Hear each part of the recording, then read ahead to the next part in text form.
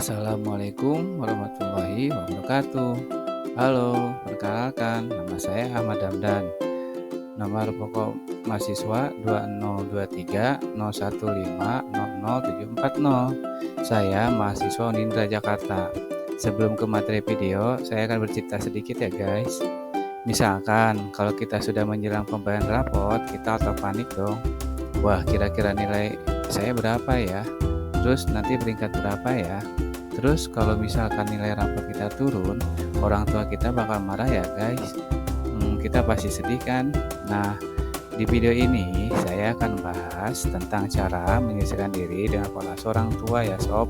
Terkadang karena kita tidak tahu bagaimana sih pola orang tua asuh kita, jadi kita selalu salah paham dan bahkan tidak kita sadari kita sering banget membandingkan orang tua kita dengan orang-orang teman kita. Kok bisa ya? Nah, jadi apa sih pola asuh itu ya guys? Dan apa yang mempengaruhi pola asuh orang tua? Terus bagaimana kita menyesuaikan diri dan pola asuh orang tua? So, simak video ini ya guys. Nah, jadi pola asuh orang tua itu adalah cara orang tua dalam mendidik dan membesarkan kita menuju usia remaja hingga dewasa. Nah sobat, setiap orang tua memiliki gaya pola asuh berbeda-beda loh. Dan ada beberapa faktor atau beberapa hal yang mempengaruhi gaya pola asuh orang tua. Nah ini dia berapa yang mempengaruhi pola asuh orang tua.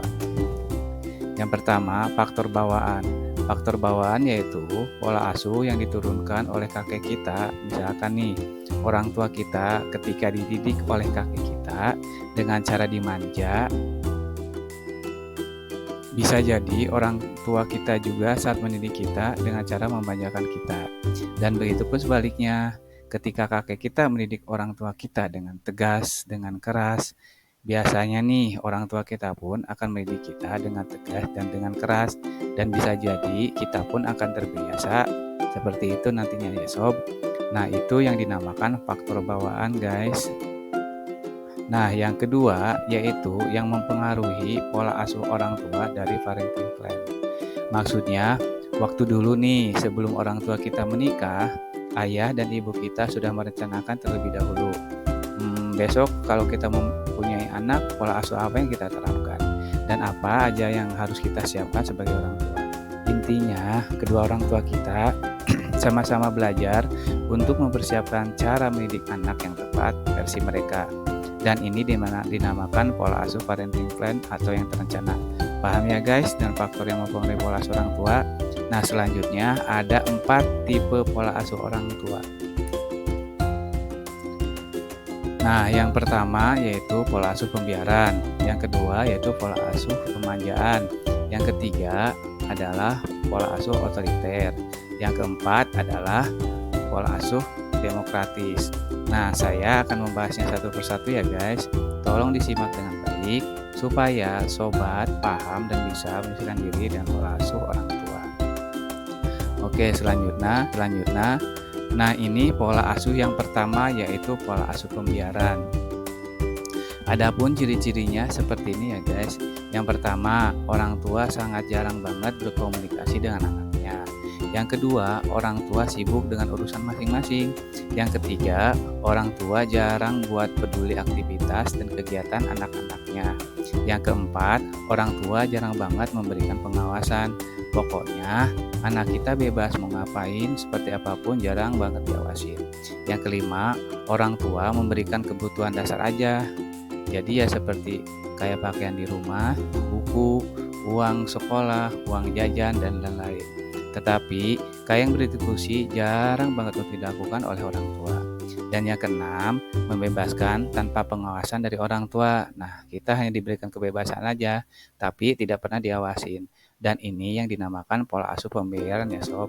Terus bagaimana sih cara kita menyesuaikan diri dan pola asuh pembiaran ini? Nah, yang pertama, ayo kita segera buat cita-cita dan impianmu. Terus yang kedua, sibukkan diri kita untuk meraih cita-cita dan impianmu. Karena kita dibiarkan oleh orang tua, kayak nggak ada diawasin dan sebagainya. Maka ayo kita sibukkan dengan cita-cita dan impian kita ya sob. Terus yang ketiga, ayo dong kita bangun komunikasi yang baik dengan orang tua. Dan yang keempat, mari cari lingkungan pertemanan yang positif. Saya yakin dengan ini sobat bisa menyesuaikan diri dan pola asuh orang tua dan menjadi pribadi yang lebih baik. Nah, yang kedua yaitu pola asuh pemanjaan. Ciri-cirinya yang pertama, selalu menuruti kemauan kita atau anak. Yang kedua, prioritasnya yang penting anak kita senang. Yang ketiga, membebaskan anak kita tanpa memberikan tanggung jawab, atau bebas deh mau ngapain juga anak kita ini. Yang keempat, selalu membela anak. Ketika anak kita salah mau benar pun tetap dibela sama orang tua. Yang kelima, orang tua kurang banget nih mementingkan etika anak. Kadang anak marah sama orang tua dan orang tua tidak mempermasalahkannya. Bahkan orang tua pun takut kalau anak kita marah sama orang tuanya. Dan ini yang biasanya dinamakan pola asuh pemanjaan atau memanjakan. Bagaimana sih cara menyesuaikan diri dengan pola asuh yang seperti ini? Nah, ini yang pertama, ayo dong kita harus belajar mandiri. Yang kedua, manfaatkan support dari orang tua kita untuk menggali potensi, minat, dan bahkan bakat kita. Dan yang ketiga, belajar untuk berorganisasi dan mengambil tanggung jawab. Biasanya kan di sekolah suka ada organisasi tuh, seperti organisasi OSIS, eskul, dan lain-lain. Jadi, ayo ikut kegiatan di sekolah untuk belajar bertanggung jawab. Yang keempat, ayo kita membuat agenda yang positif dalam kehidupan sehari-hari. Yang terakhir, kita membuat reward atau hadiah dan punishment untuk hukuman. Ketika kita berhasil melakukan kegiatan kita yang positif, nah kita memberikan hadiah untuk diri kita sendiri ya. Begitupun sebaliknya ya guys. Nah sobat, memang enak loh dimanja sama orang tua. Setiap orang pasti pengen banget nih rasanya dimanjakan sama orang tua. Tetapi belajar mandiri pribadi yang mandiri itu semangat bermanfaat banget kita untuk semua kita ya guys. Nah selanjutnya, ini yang ketiga yaitu pola asuh otoriter. Nah ini ciri-cirinya. Yang pertama, orang tua banyak banget menuntut sama kita. Yang kedua, harapan orang tua terlalu tinggi. Yang ketiga, semua pokoknya diatur oleh orang tua. Yang keempat, kita sebagai anak harus menurut sama orang tua. Yang kelima, banyak banget peraturan yang harus kita taati dalam rumah. Yang terakhir, komunikasinya hanya satu arah saja. Jadi khusus dari orang tua kita, dan kita pun jarang diminta untuk berpendapat. Nah ini dinamakan pola asuh yang otoriter. Tapi biasanya niat orang tua semua itu demi kebaikan anak-anaknya. Terus bagaimana sih cara untuk kita menyesuaikan diri dengan pola asuh otoriter? Nah yang pertama, sebisa mungkin anak untuk bisa menuruti keinginan orang tua. Yang kedua, berusaha untuk memberikan yang terbaik. Yang ketiga, mencoba untuk membangun komunikasi dengan orang tua. Pelan-pelan pendekatannya ya sob dengan orang tua. Yang terakhir, cari teman yang bisa dipercaya untuk berbagi cerita. Ada anak yang takut dengan orang tua sehingga tidak menceritakan pada diri anak. Nah, jadi silakan sobat bisa cari teman yang dipercayai. Kalau enggak, bisa juga datang ke guru bimbingan konseling di sekolah masing-masing untuk berisi cerita tentang keluh kesah yang sifat orang tua kita. Nah, yang terakhir nih, pola asuh demokratis. Saya yakin nih setiap anak mengidam-idamkan pola asuh orang tua seperti ini. Nah, ini ciri-ciri pola asuh demokratis. Yang pertama, lebih mengedepankan musyawarah. Yang kedua, komunikasinya yaitu dua arah antara orang tua dan anaknya, dan kita pun bebas berpendapat. Yang ketiga, mendukung penuh kesepakatan bersama antara orang tua dengan anaknya. Yang keempat, memberikan bimbingan dan pendampingan. Jadi, kita hanya tidak dibiarkan saja ya sob, tetapi kita dibimbing dan didampingi. Yang kelima, biasanya orang tua mudah banget mengapresiasi keberhasilan dan kesuksesan kita. Nah, itu yang dinamakan pola asuh yang demokratis ya guys.